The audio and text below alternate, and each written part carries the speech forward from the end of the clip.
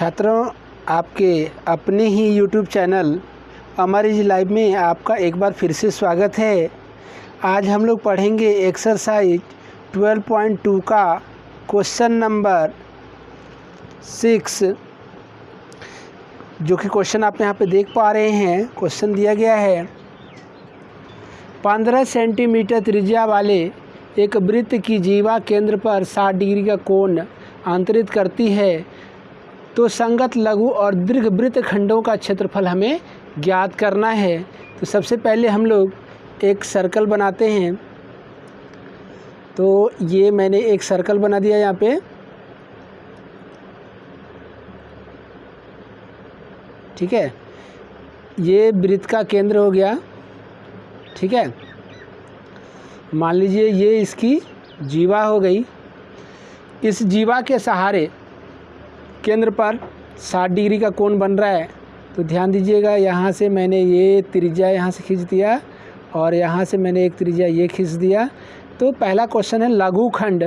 तो ये वाला जो भाग है इसका क्षेत्रफल हमें निकालना है, और शेष जो पूरा बच जाता है ये छोड़ के वो दीर्घ वृत्त खंड हो जाता है, ठीक है। तो उसका भी क्षेत्रफल हमें निकालना है।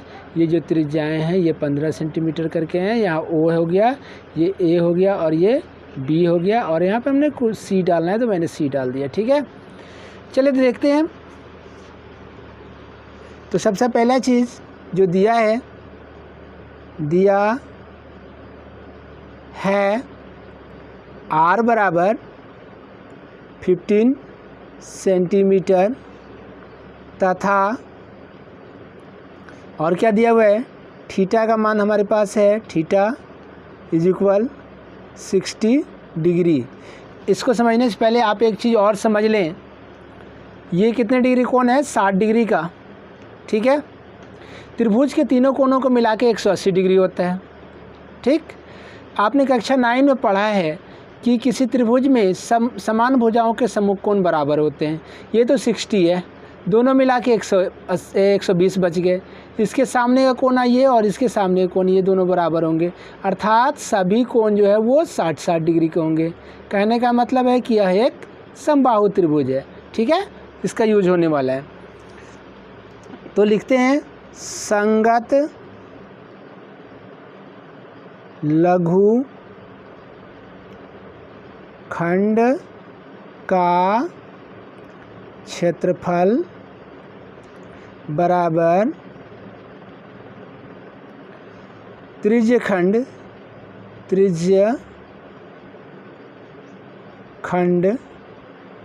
कौन सा, OACB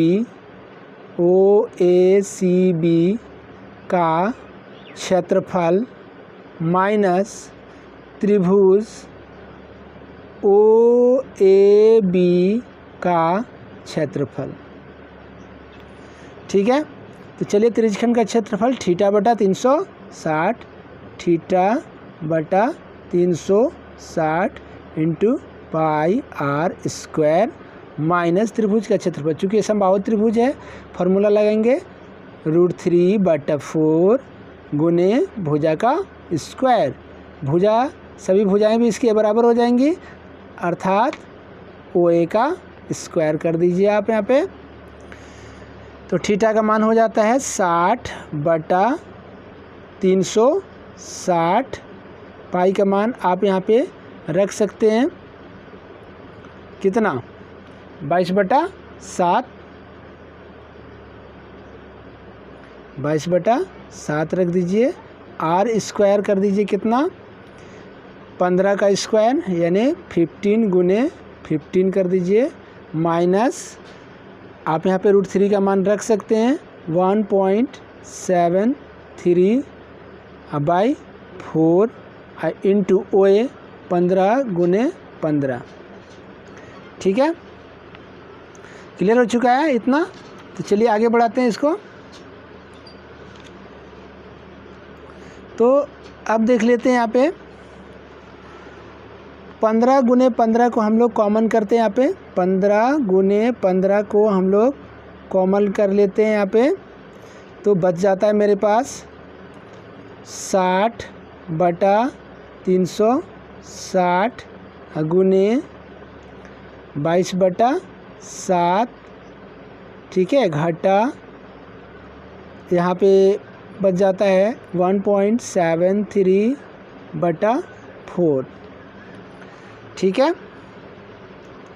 अब आप इसको मल्टीप्लाई करें, 15 ही 225 माइनस 6 एकम 60 एकम 60, 60 छके इतना, ठीक है।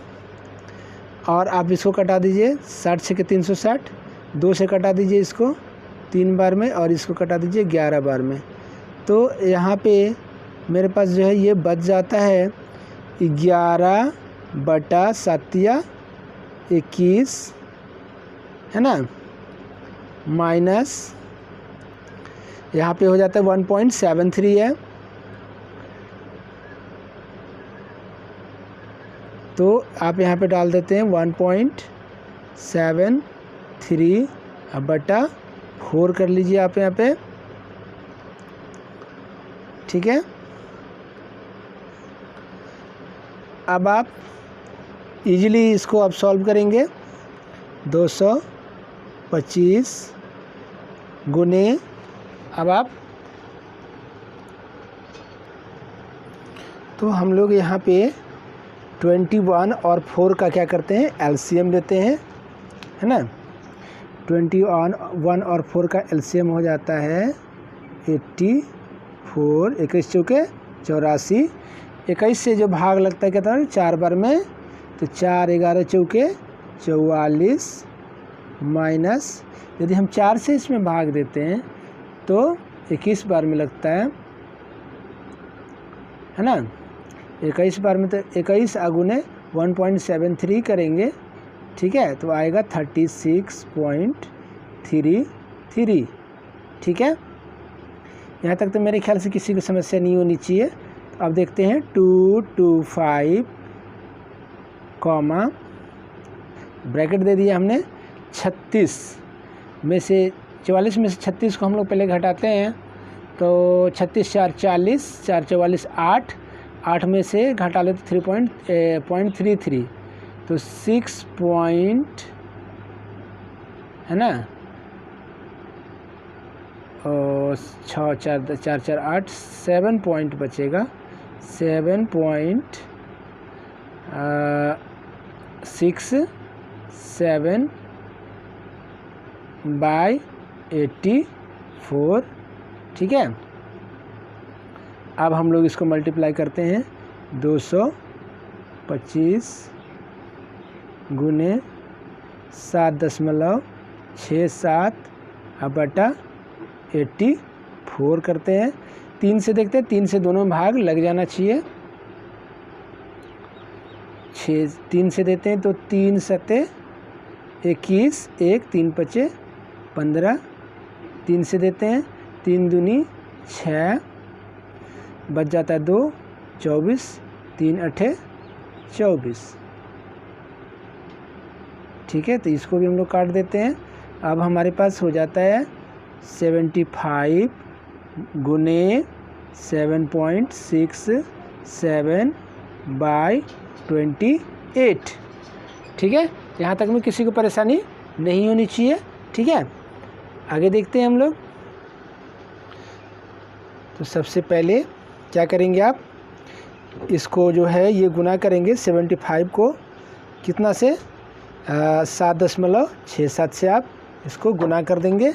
तो इन दोनों को गुना करने के बाद आएगा आपका 575.25/28।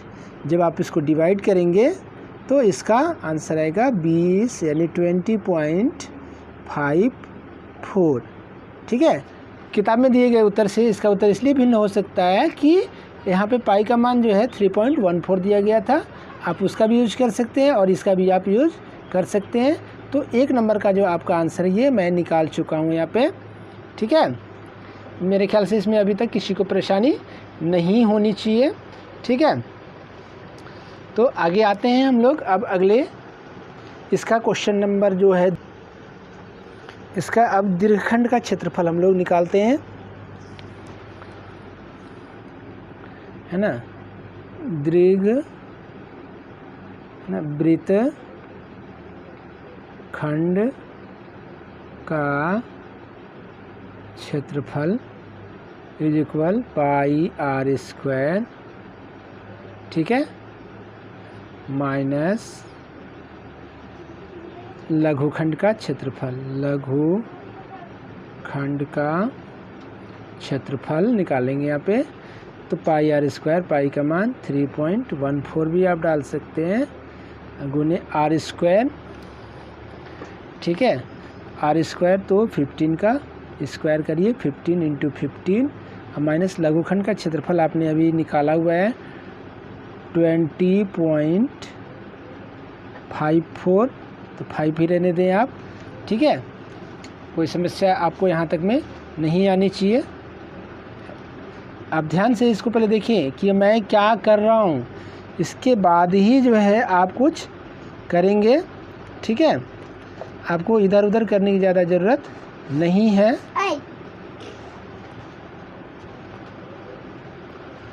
ठीक है, इसके बाद आप इसको क्या करेंगे, गुना करेंगे, ठीक।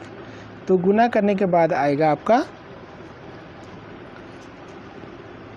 700, ठीक है, 6.5, 706.5 माइनस 20.5।